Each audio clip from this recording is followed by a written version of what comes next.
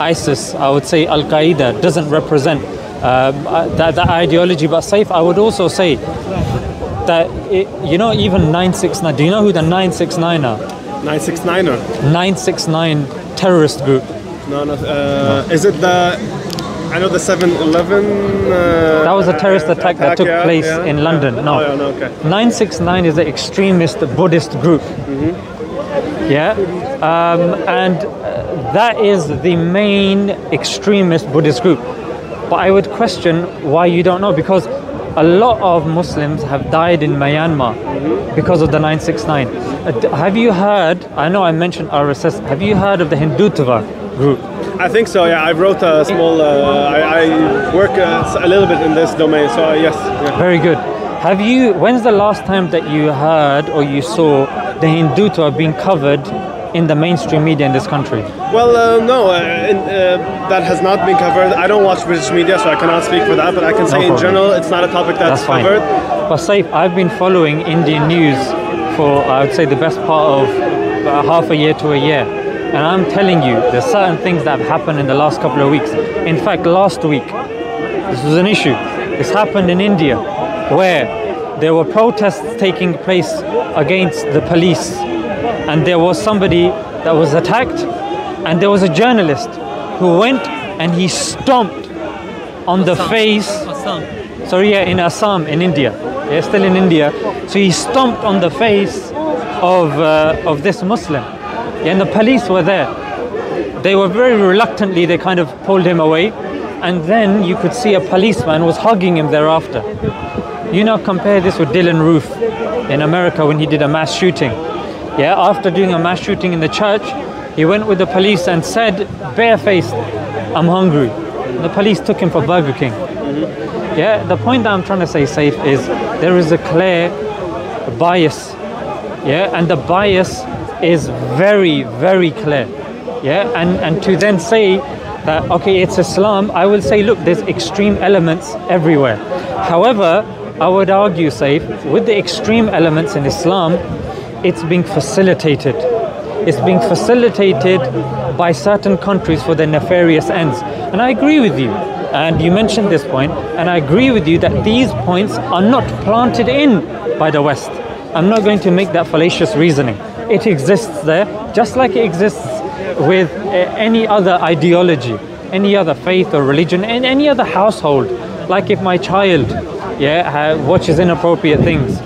If Saif, I now allow him, I give him a laptop for his room, I don't check his internet history. What I'm doing is I'm facilitating for that desire in him and that addiction to pornography and the likes to grow. However, when I'm kind of on it, I'm like, no, let's have a discussion, mate. Why do you feel the need to do that? Yeah, and you know what? I'm not giving you a device for your room. You're going to watch it in the sitting room, where it's a family room, etc. But what I'm arguing is, just like with Hillary Clinton and of course the CIA and the Mujahideen fighting Soviet Union, and even in Iran in about 1951, they had a leader, Mohammad Mossadegh. Yeah, despite his name, he's very secular. And he's the smile, you know Mohammad Mossadegh? Okay. He was a democratically elected leader. Iran was very liberal, democratic. Yeah, the West would see it and think, wow, what a liberalized country. Yeah. However, Mohammad Mossadegh made a mistake. He made a mistake of trying to nationalize BP, British Petroleum. The British had a big problem with that. Yeah, and when they had a big problem with that, they didn't look whether it was democracy or not democracy. Thereafter, what they did was they noticed the dissenting voices there, and I would suggest don't take my word for it. There is an academic, Mark Curtis, he talks about this. You can read from neutral historians about what happened with Mohammad Mossadegh, because it's very important to modern day Iran that we see today. And what happened, Saif, was with BP, that was their main thing. And the Ayatollahs were the other groups. And they started kind of going with them and assisting them. And the Shah came in, and then there was a brutal dictatorship, and thereafter the Ayatollahs came in. They received support. Now, I agree with you that the Ayatollahs, their mentality was not given by the West. However, it was fostered and festered. Yes, exactly. Yeah? I think we're good on this one. Yeah, it's the same with the Hindutva. Like it's argued that there's this in India, Pakistan. There was this ideology that, you know, before it was Hindustan, Bangladesh, India, Pakistan, and then there was a split. Yeah, Pakistan, which was supposed to be a majority Muslim country, and India, majority Hindu country, and there was this mentality of kind of separation. Yeah, but the thing now is, people argue that, oh, there is extreme elements in India. But however, Saif, any leader that came, yeah, they did not entertain the extreme Hindu element. But what happened was, at that time, well, sorry, not at that time, at this time now, because the leader, Modi, is from RSS, which again has correlatable similarities with Nazism also. This again is, you can read it in Intercept and Guardian, and a lot of academics talk about its similarities to the Nazi mentality. In fact, it's mapped on the RSS, you can research this, mapped on the Nazi mentality. And even the Brits, they have issue with that. But because the trade is so good with India, in fact, the mere presence of Priti Patel, one of the impetus or one of the positive things was Britain can have a good relationship with Modi and with India. And that's why they took them off the red list before Pakistan, even though their COVID cases were very high. There's a lot of issues, but the point that I'm trying to say, Saif, is now it's safe. Oh, it's safe. It's safe for India to light the flames of extreme Hindu mentality to such a degree, Saif. Check this out. I mean, you've done research as well. You know the amount of lynchings that take place on a regular basis in India. Now it's gone to legislation that Muslims are being kept out. Like, we're accepting immigrants from Christian immigrants, Sikh immigrants, and other immigrants, but Muslims are deliberately being left out.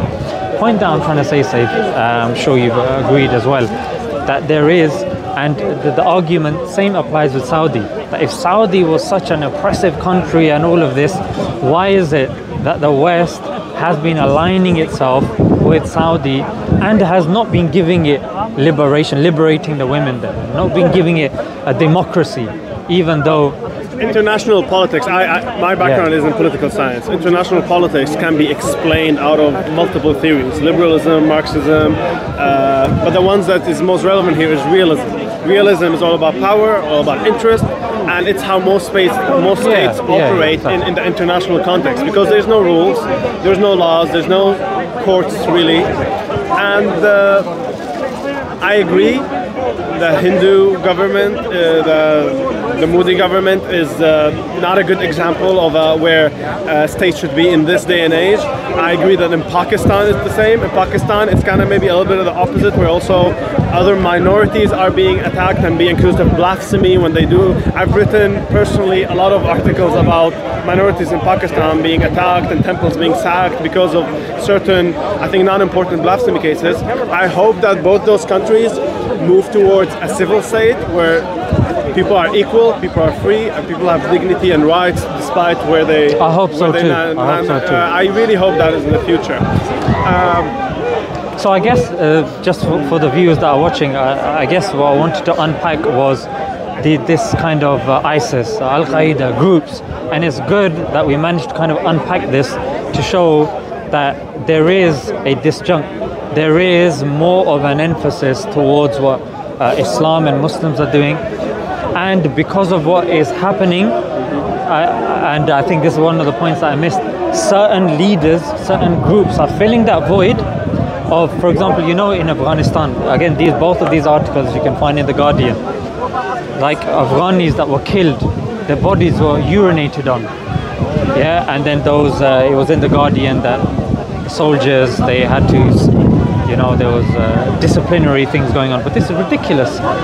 They were kind of a dead Afghan's prosthetic leg. They put beer in it and they were drinking from it. They were cutting off fingers of dead Afghans and putting it as trophies. I imagine that this is information safe that's filtered to us. Imagine now if you are living in that country and that's happened to your father, that's happened to your mother, and day in, day out there's drone attacks. like I'm sure you've been following what's going on in Afghanistan. I mean, it's difficult not to because it's in our faces with the front covers. And they said this is about a couple of weeks ago, a drone attack, about 20 people died, or it was by accident, sorry. Yeah, and even Australia, they apologize for what happened in Afghanistan and we're disciplining our people. But sorry, it's not good enough. It's not good enough. What about the people there? They need answers straight away. You wake up and your father and mother's gone and somebody comes and offers a solution. He claims to be an imam or whatnot, but safe. We have ways, like we have a sanad. Yeah, if I am to learn Quran, or if I am to learn Islamic knowledge from you, I need to make sure that there is a chain. You studied from your teacher, you studied from their teacher, there's a chain that goes to Prophet Sallallahu Alaihi Wasallam. I check your credentials. Yeah, you have a good standing in society, say. But the problem is, anyone can claim to be an imam. Imam just means... And I'll tell you, in Syria, there is people that are known to be very bad people, very non-religious, that became heads of like Islamic militias, which is very funny. Well, the problem, I think, in Syria, let's say, when people revolted against Assad, we have been living under a dictatorship for so long that people don't even know what liberalist is, what a socialist is, what a communist is. Those words in a George Orwellian way were taken off people's dictionary. Therefore, the motivation factor, how we can push people to go and fight and maybe be willing to die or motivate them against the dictator, fell into religion. And that is, I think, because of a lack of political consciousness. So in certain let me give you an example, Saif. And apologies because I have to pray as well, but I've thoroughly enjoyed my conversation with you. I thought it was really stimulating, and I hope we're going to have it again. Are you here next week as well? I hope I will come back. It was really nice to be here. Very good. It was just in my mind. What was the last thing that you said you might trigger? About lack of ideology, therefore religion can be motivation, about certain non-religious people who became leaders of militia, stuff like that. Like, for them, religion filled the void. And if they were Hindu, that would have been like their motivational factor to form a militia. And because they were Muslim, that was... So I think... It's like, you know, even when you talk about the first suicide bombers, the Tamil Tigers, yeah, political ideology, then you had a group, it's a Jewish group, yeah, then they would do that. And then in fact, Saif, there's a really good book by Pape, it's called Dying to Win. And he's looked at suicide cases, suicide bombing cases, and he concluded that pre-9/11, pre-Iraq, the cases were very minimal, in fact negligible. Yeah. However, as the surge of colonization and illegal warfare increased, and I would also say, don't take my word for it, check it yourself. There are other studies that have taken place and that conclude the same thing, that foreign occupation increases terrorism, increases radicalization. In fact, there was a research done that correlates drone attacks to rise of extremism, and this has been accepted by military leaders in the US, but they still do it. Why? Because the infrastructure's there. It's been the investments have taken place. I totally agree. Oppression, injustice leads to extremism in all its variants, in all its colors. And also, Saif, would you also agree in this day and age that the religion or the countries that are mostly under warfare, occupation, are Muslim countries? Syria, Afghanistan, Iraq, Palestine. Okay, brilliant.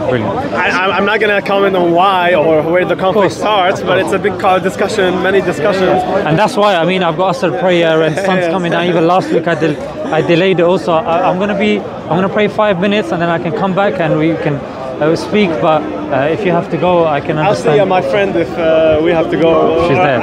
Or that, I'll see you next week. I'll say, wallahi, it was a real pleasure speaking to you. You too also. And speaking to people like yourself that, you know, have seen certain things, but they're still able to have a rational, a positive, you have a mashallah nice smile also. Thank you.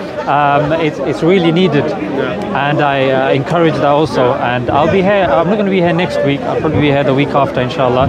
So if you want to speak, I have a channel on YouTube called Smile2Jannah. Smile2Jannah, okay. So if you ever want to kind of hook up for a cup of tea or something, message me on Instagram, inshallah. Okay. And your smile is back. And we can meet, inshallah. It was a pleasure. Pleasure. Thank Look after you. yourself, safe, inshallah.